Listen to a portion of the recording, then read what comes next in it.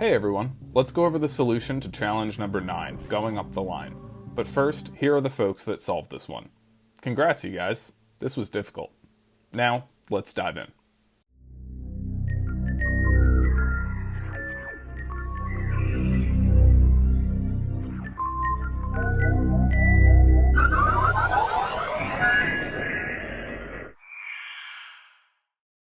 Begin the game normally, collecting Morphing Ball, bombs, and ammo, keeping in mind that you may only get one Power Bomb pack and you can't pick up Ice Beam.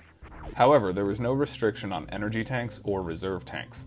Given that we're going to have to navigate upper and lower Norfair without a suit upgrade, it's a good idea to get as many tanks as you can.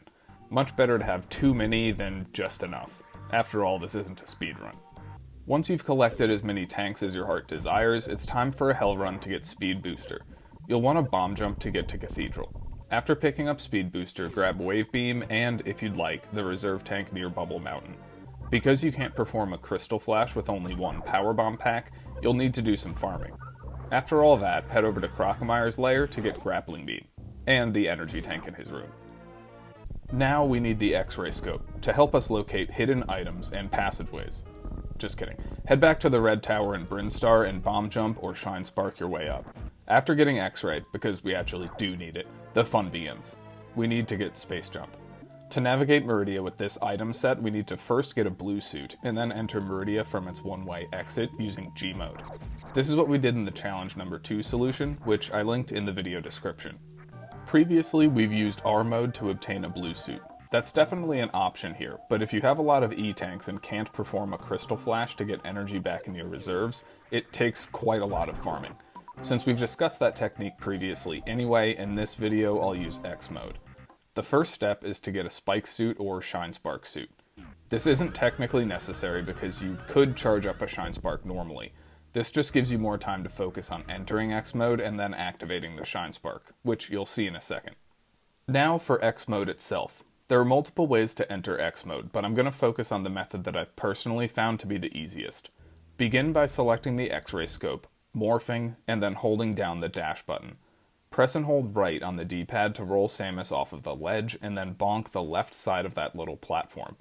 While continuing to hold right and dash, tap the jump button to make Samus unmorph the frame after she takes damage from the spikes. Basically, just try to tap jump when she hits the spikes. If you unmorph on the correct frame, you'll enter X mode. The X-ray scope will activate and Samus will look like she's running in place. Now press an angle button and release the D-pad. This will stop her from running. At this point, the only button you should be holding is dash. Now tap the jump button to activate your stored Shine Spark. Right afterwards, while Samus is still in the wind-up animation, release the dash button to exit X mode. This will interrupt the Shine Spark, which generates a blue suit.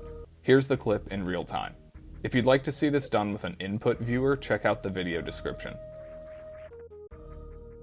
Now that we have a blue suit, we can use G mode to enter Meridia, as I explained in the challenge number 2 solution.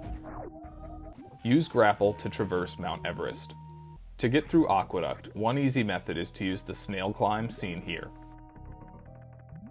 All you have to do is hold down on the D-pad until you get to about here. Then hold left and jump a few times to get the screen to scroll up to you. Work your way through Batun Hallway.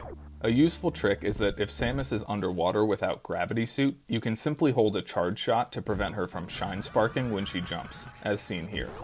After defeating Batun, run across the sand in the following room to break the speed blocks. Use grapple to ascend the Haffy Climb room and traverse Colosseum. However, you need to be very careful in Colosseum, because if Samus becomes submerged in the sand even slightly, she'll lose her blue suit. Defeat Dragon via your method of choice and collect Space Jump. To escape Dragon's room, one option is to use infinite grapple jumping as seen here. Do not Shine Spark because you still need your blue suit. Then do an inbounds X-ray climb to escape Precious Room. Run through the speed blocks again in Batun Energy Tank Room and work your way back to Crab Shaft. Position Samus here and fire a charge shot straight up to break the shot block above. Now hold angle down, crouch to charge a Shine Spark using your blue suit, and then press and hold the jump button. At the peak of the jump, while continuing to hold the jump button, switch from pressing angle down to angle up, and you'll shine spark right on through. As you head towards Norfair, feel free to spare a power bomb and clip through the glass tube. Now we have to get high jump, which is totally free. Then it's time for a more difficult hell run to screw attack. To save yourself some HP during the lava dive, you can get a spike suit beforehand, as seen here. Afterwards, it's time for the dive. If you use the method shown here, make sure to unequip Speed Booster beforehand, so that you keep your momentum when entering the lava.